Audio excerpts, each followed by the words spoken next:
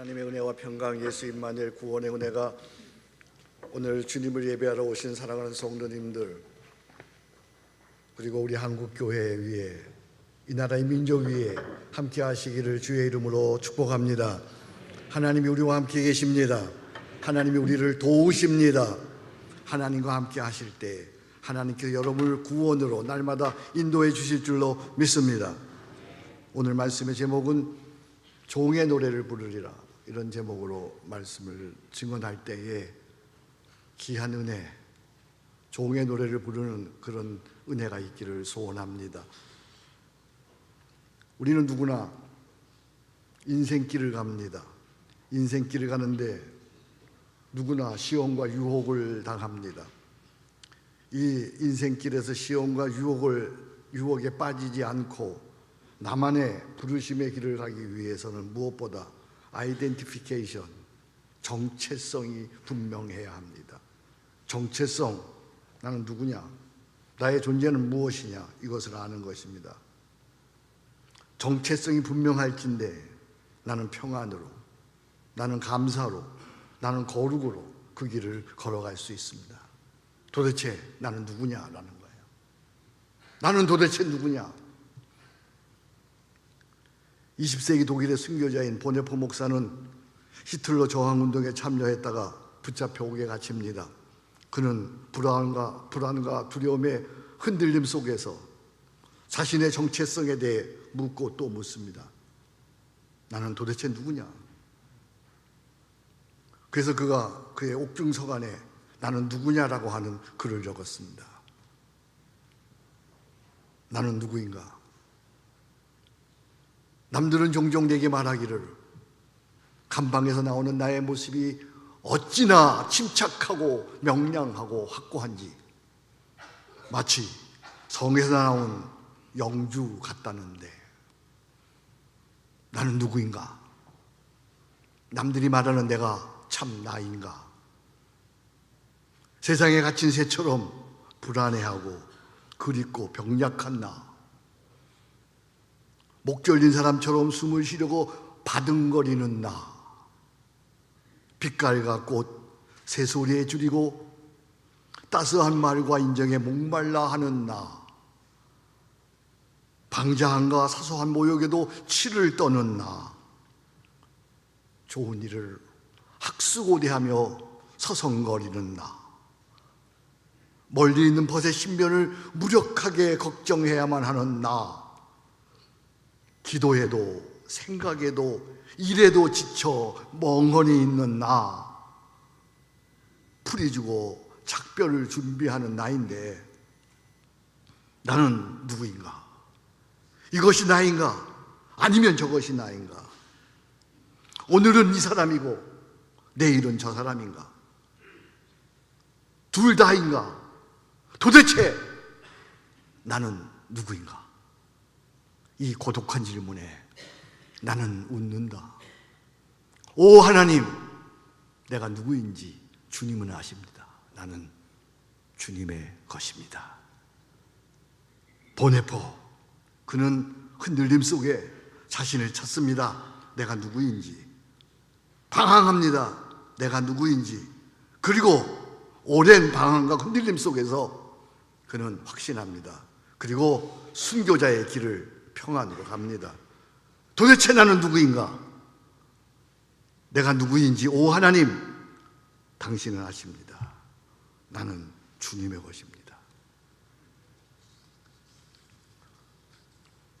무엇이 내 것이 되기 위해서는, 여기 있는 이 컵이 내 것이 되기 위해서는 두 가지 전제 조건이 있어야 합니다.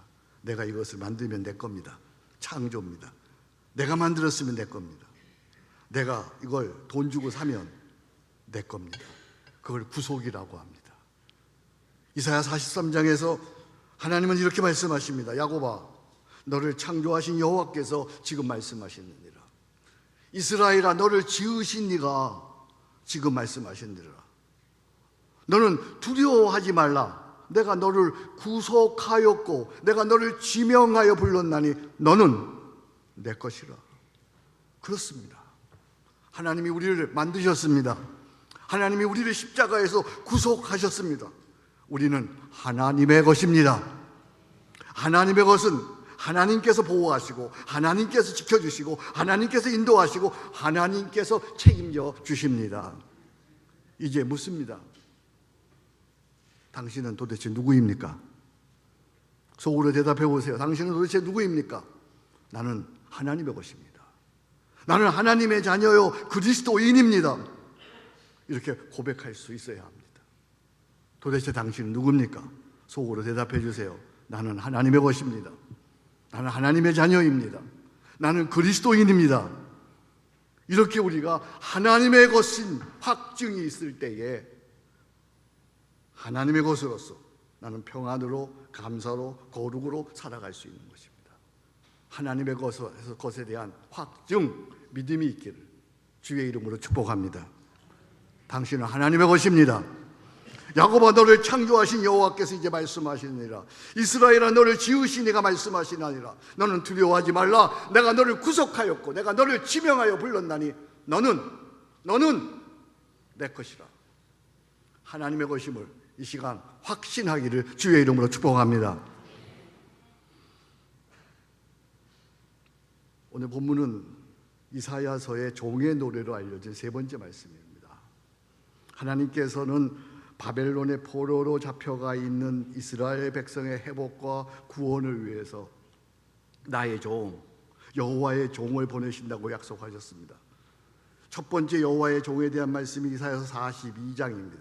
41장 1절입니다. 내가 붙들은 나의 종, 내 마음에 기뻐하는 자, 곧 내가 택한 사람을 보라. 내가 붙드는 나의 종, 내 마음에 기뻐하는 자, 내가 택한 이 사람을 보라. 오늘 본문에 소개하는 여호와의 종은 누구일까요? 오늘 본문을 하나씩 살펴보겠습니다. 여러분 성경을 보시면 더욱 좋을 것입니다. 여러분의 성경에 펜을 들고 여러분들이 써가면서 줄을 그어가면서 동그라미를 쳐가면서 여기 여호와의 종은 누구입니까? 4절입니다. 우리 4절은 너무나 귀한 말씀입니다. 어쩌면 오늘의 요절이 될 만치 너무나 귀한, 오늘 이 시대에 너무나 필요한, 나에게 너무나 필요한 말씀입니다. 4절 같이 읽겠습니다. 주 여호와께서 학자들의 혀를 내게 주사 나로 공고한 자를 말로 어떻게 도와줄 줄을 알게 하시고 아침마다 깨우치시되 나의 길을 깨우치사 학자들같이 알아듣게 하시는도다. 여호와의 종은 여기 보니까 학자의 귀와 혀를 가졌습니다. 학자는 남다른 지식과 높은 지혜를 갖고 있는 사람입니다.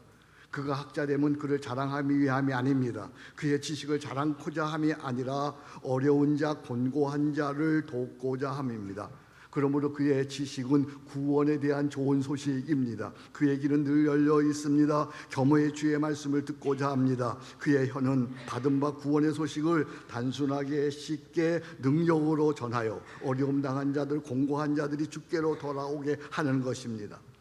이 4절 말씀은 너무나 우리에게 오늘 절실한 기도 제목입니다.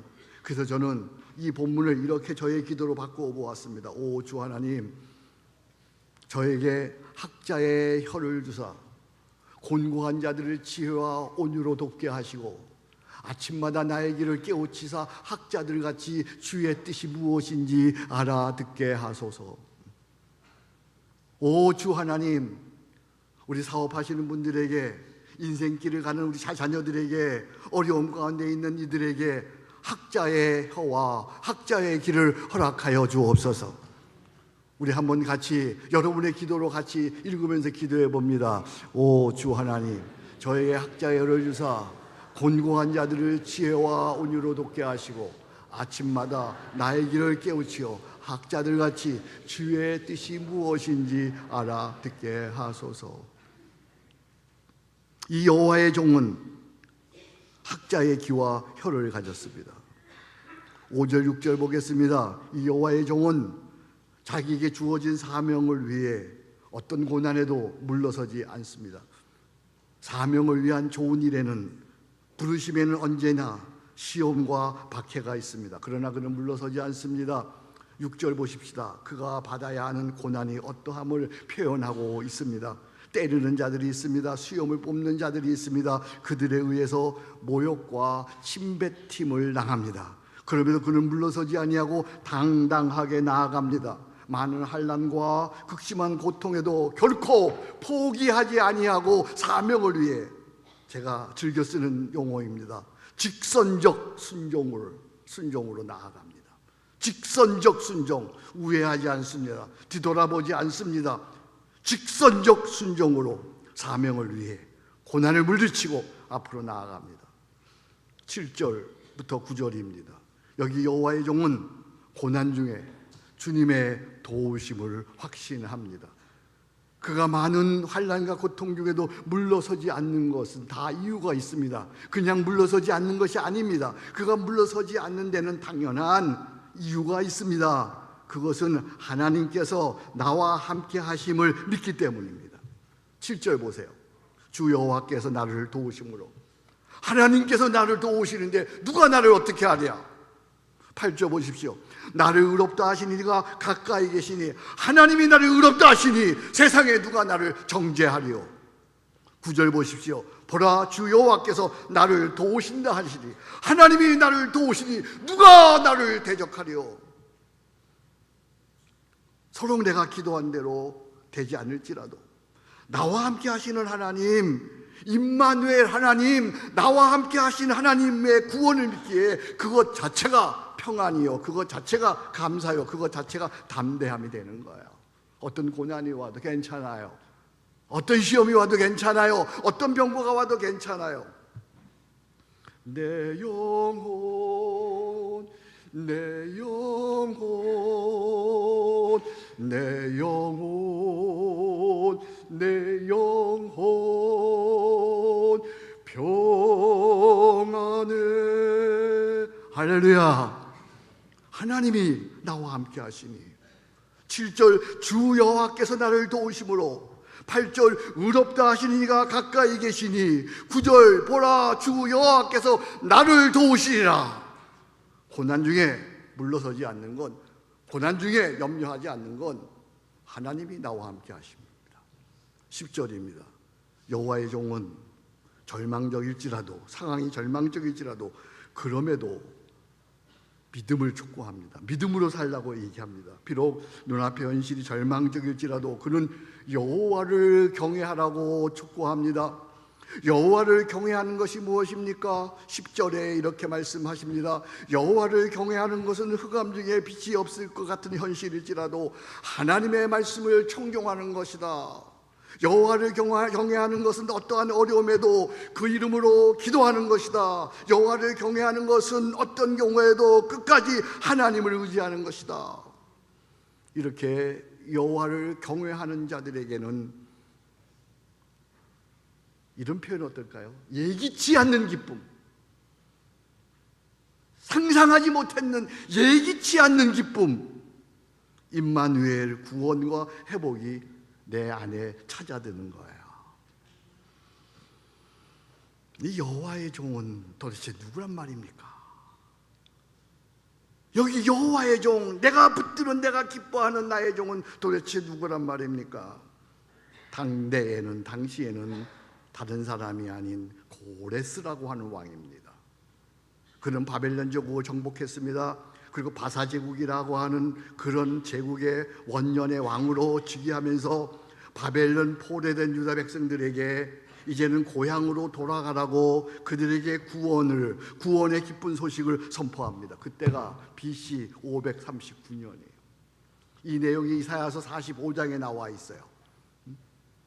이 고레스 한 번도 들어본 적이 없는, 갑자기 불현듯 이 구원자가 나타나서 바벨론 제국을, 그 거대한 당대의 거대한 바벨론 제국을 물리치고 바사의 원년의 왕으로 즉위하면서 바벨론에 포로된 모든 유대 백성들을 고향으로 돌아가라고 자유를 선포해주는 여호와의 종 고레스입니다. 그런데 여기 이보다 더 영원한 한 당대가 아닌 오가는 모든 시대에 영원한 여호와의 종, 그분이 있으니 그분은 다름 아닌 우리 주 예수 그리스도 하나님이신 줄로 믿습니다. 우리 주 예수님은 구원의 지혜와 지식을 가지신 완전한 학자이십니다. 그분의 말씀은 권위가 있었습니다. 그분의 말씀은 말씀하시고 하는 구원이 베풀어졌습니다. 예수님은 어떤 고난도 이기시는 주 하나님 여호와의 종이십니다. 예수님은 십자가에서 아버지여 하시며 인류의 구원을 확증하시는 여호와의 종이십니다. 예수님은 어떠한 절망적인 상황에서도 그리스도 나를 믿으라, 주님을 믿으라고 하시는 여호와의 종 하나님이십니다. 그리하여 예수를 주로 믿는 나라와 민족과 개인에게 어느 날 불현듯 구원을 주십니다. 그렇습니다. 예수님은 영원한 여호와의 종, 구원의 하나님이신 줄로 믿습니다. 어제 그제 지구상에서 유일한 분단 국가인 이 땅에 하나님께서 은혜를 베푸셔서 평화의 첫걸음이 시작되었습니다. 남북 정상회담이 있었습니다. 남북의 정상은 종전을 선언하고 정전협정을 평화협정으로 전환하기로 했습니다. 한반도에 이제는 완전 비핵화를 명문화했습니다. 온 세계가 지켜보는 가운데 평화의 소식이 전해졌습니다. 할렐루야! 하나님이 행하신 줄로 믿습니다. 그런데 여러분, 사랑하는 여러분, 우리는 잊지 말아야 합니다. 잊지 말자. 용서하자. 그러나 잊지 말자. 그들은 6.25 전쟁 후 지난 68년 동안 앞에서는 평화를, 뒤에서는 대한민국을 향한 숱한 테러를 자행하며 수백만의 생명을 앗아갔습니다. 그리고 뒤에서 핵폭탄을 준비해 왔습니다. 이를 결코 잊어서는 안 됩니다. 평화를 선언했다고 해서 다 된 것은 아닙니다. 이것이 거짓과 수수가 되지 아니하고 실제로 완전한 핵평화가, 핵포기가 되도록 우리는 지혜롭게 온 힘을 다해서 외교의 힘을 총동원해야 할 것입니다. 그러나 무엇보다 중요한 것은 국민의 힘을, 나랑 생각이 다른 자들의 모든 힘을 하나로 모아야 합니다.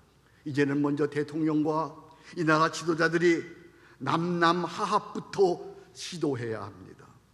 그동안의 주적, 북한의 김정일을 포용하고 그리고 대화했다고 한다면 당연히 이제는 전 정권의 대통령과 보수 진영을 포용하고 함께 가야 합니다. 먼저 이 땅에 지역과 이념과 가부를 넘어서는 화해와 대통합의 역사가, 그런 평화가 이루어져야 하는 것입니다. 이를 위해서 우리 교회가 먼저 회개하십시다. 우리 교회에서 먼저 하나가 되십시다. 그리고 나라와 민족을 위해 우리 더욱 기도하십시다. 우리 한국교회가 진실로 회개하고 나라와 민족을 위해 중보 기도한다면 민족의 통일은 불현듯, 아까 얘기했던 이사야서 45장의 말씀으로 돌아가겠습니다. 이사야 45장 1절과 3절에 그런 통일을 하나님께서 허락해 주실 줄로 믿습니다. 이사야서 45장 1절에 3절 여호와의 종에 대한 말씀입니다. 이 여호와의 종이 무엇을 하시는가 거기 잘 말씀하고 있습니다. 이 여호와의 종이 어떻게 통일을 가져오게 하는지, 어떻게 이 여호와의 종이 여러분의 인생에 새로운 길을 만들어 가시는지 여기 잘 나타나고 있습니다. 45장 1절 3절 여러분 성경을 보겠습니다. 여호와께서 그의 기름 부음을 받은 고레스에게 이같이 말씀하시되 내가 그의 오른손을 붙잡고 그 앞에 열국을 항복하게 하며 내가 왕들의 허리를 풀어 그 앞에 문들을 열고 성문들이 닫히지 못하게 하리라. 내가 너보다 앞서가서 험한 것을 평탄케 하며 논문을 쳐서 부수며 세빗장을 꺾고 내게 흑암 중에 보화와 은밀한 곳에 숨은 재물을 주어 내 이름을 부르는 자가 나 여호와 이스라엘의 하나님인 줄을 내게 알게 하리라. 할렐루야. 저는 이 말씀이 통일을 향한 우리 민족에게 주는 예언의 말씀이라고 생각합니다. 어느 날 불현듯 우리가 하나님 앞에 우리 한국교회가 회개하고 정말로 민족과 저 북한을 가슴에 안고 중보기도하면 하나님께서 그의 오른손을 붙들고 그 앞에 열국을 항복하게 하며 왕들의 허리를 풀며 그 문들을 열고 성문들이 닫히지 못하게 하고 하나님께서 앞서가셔서 험한 것을 평탄케 하며 논문을 쳐서 부수며 새빗장을 꺾고 흑암 중에 감추온 보화를 주어 이 나라 이 민족을 온 세계에 높이 귀하게 사용해 주실 줄로 믿습니다. 이는 통일을 향한 놀라운 예언의 말씀이라고 여겨집니다. 그러나 개인적으로도 이 말씀을 오늘 여러분들이 나에게 주시는 말씀으로 받으세요. 나에게 주시는 사업이 어려우신 분들, 인생길이 어려운 분들, 자녀들이 앞길이 어려운 분들, 내가 너보다 앞서가서 험한 것을 평탄케 하며 논문을 쳐서 부수며 새빗장을 꺾고 내게 흑암 중에 보아 은밀한 곳에 숨은 재물을 주어 내 이름을 부르는 자가 나 여호와 이스라엘 하나님인 줄 알게 하시는 하나님의 구원의 역사를 믿으시기를 바랍니다. 그날의 통일은, 그날의 여러분의 구원은 이 말씀처럼 여호와의 종 예수께서 앞서 행하셔서 불현듯 오게 될 것이고, 우리는 이번처럼 온 세계가 지켜보는 가운데 십자가 앞에 무릎을 꿇고 우리는 진실로 고백하게 될 것입니다. 주께서 통일을 행하셨습니다. 예수가 그리스도이십니다. 예수는 그리스도 주이십니다. 예수는 그리스도, 예수는 주, 하나님의 영으로 경배 드리리. 예수는 그리스도이십니다. 예수는 주이십니다.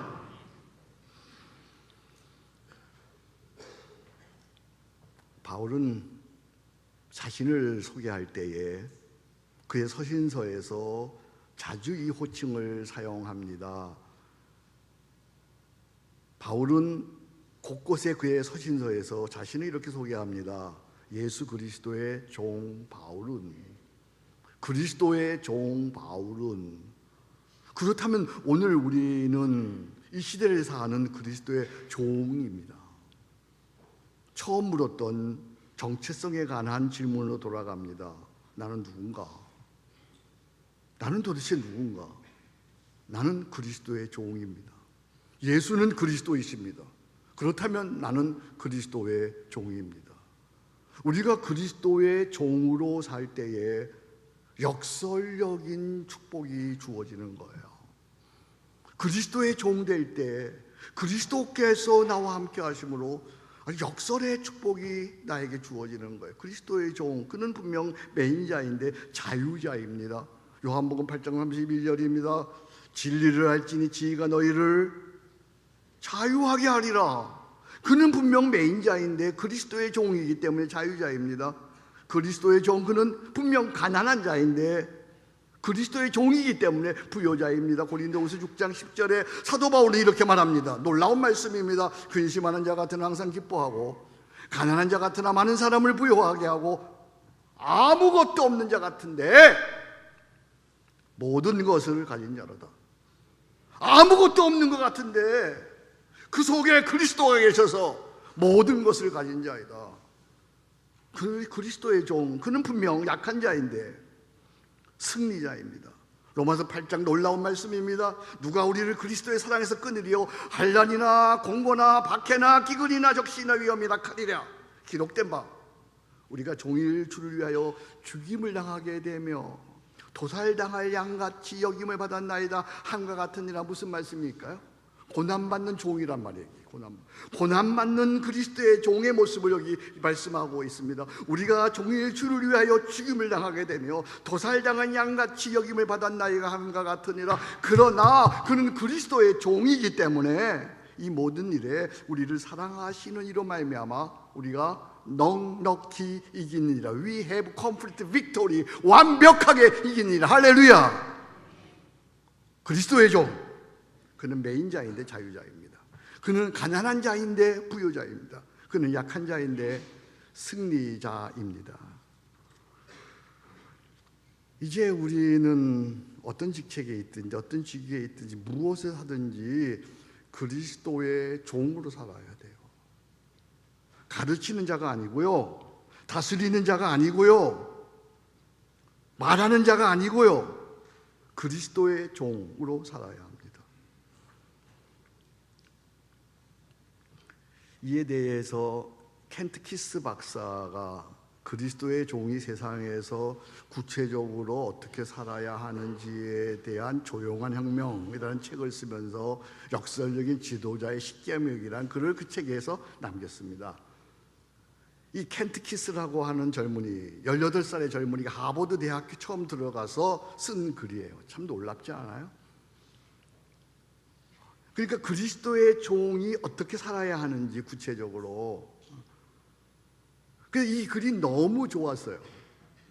너무 귀한 글이어서 마더 데로사가 자기 사무실에 갖다가 붙여놓고 평생에 자기의 삶에 그리스도 종의 지침으로 삼았다는 그런 글이에요. 그래서 많은 사람들이 이것은 마더 테레사의 글이라고 오용하고 있었어요. 아니에요. 이것은 당대의 18세 청년, 하버드 대학교에 들어간 막 청년, 켄트 키스라고 하는 청년, 기독교의 청년이 이 글을 썼어요. 나는 여러분들의 자녀들이, 우리 서초교회 다니는 우리 청년들이 의식을 가지고 이런 켄트 키스 같은 그런 사람이 되었으면 좋겠어요. 자, 그의 글이 그리스도의 종으로서 어떻게 구체적으로 살아가야 하는지를 여기 적고 있습니다. 역설적인 지도자의 십계명이라고 합니다. 세상 사람들은 비논리적이고 비합리적으로 생각한다. 그래도 영어로 보면 anyway, 그들을 사랑하라. 당신이 선을 행하면 이기주의라는 비난을 받을지도 모른다. 그래도 선을 행하라. 당신이 성공하면 그릇된 친구와 원수도 생길지 모른다. anyway, 그래도 성공하라. 오늘 좋은 일을 해도 내일이면 허사가 될 수가 있다. 그래도 좋은 일을 하라. 정직하고 솔직하면 불이익을 당할 수 있다. 그래도 언제나 정직하고 진실하라. 대의를 품은 이가 졸장부에 의해 넘어질 수도 있다. anyway, 그래도 생각을 크게 하라. 세상 사람들은 약자를 선호하면서도 오로지 강자만을 따른다. 그래도 약자들을 위해 투쟁하라. 오랜 동안 공들여 쌓아 올린 탑이 하룻밤 사이에 다 무너질 수 있다. 그래도 탑을 계속 쌓아 올려라. 도움이 필요한 사람에게 도움을 주고도 공격당할 수 있다. 그래도 그들에게 도움을 주라. 당신이 가장 좋은 것을 세상에 주고도, 이게 세상이죠, 이로 물려 뜯기고 발로 차일 수도 있다. 그래도 anyway, 당신이 가진 최선의 것을 세상에 주라. 그리스도의 종이 살아야 하는 삶의 태도. 여기 우리의 고민이 있어요. 어떻게 우리가 이렇게 살 수 있느냐는 거야. 이게 우리의 고민이야. 그죠? 누군가에게 말 한마디 지적 들어도 기분 나빠하는 나. 그렇죠? 자존심만 상하도 어찌할지 모르는 나. 사람들 앞에서는 성을 나서는 성주 같은데 혼자 있을 때 고민하고 힘들고 지쳐 쓰러지고 속상해하고 억울해하는 나. 어떻게? 그래도 그들을 사랑하라. 그래도 선을 행하라. 그래도 성공하라. 그래도 당신이 가진 최상의 것을 세상에 주라. 어떻게 이렇게 살 수 있는 거야? 사랑하는 형제자매 여러분, 이렇게 우리 못 살아요. 살 수 없어요. 오직 한 가지 길이 있어요. 십자가 앞으로 나오세요. 십자가를 붙드세요. 십자가에 무릎 꿇으세요. 십자가에 나는 죽었다, 내 안에 예수님 사신다고 고백하세요.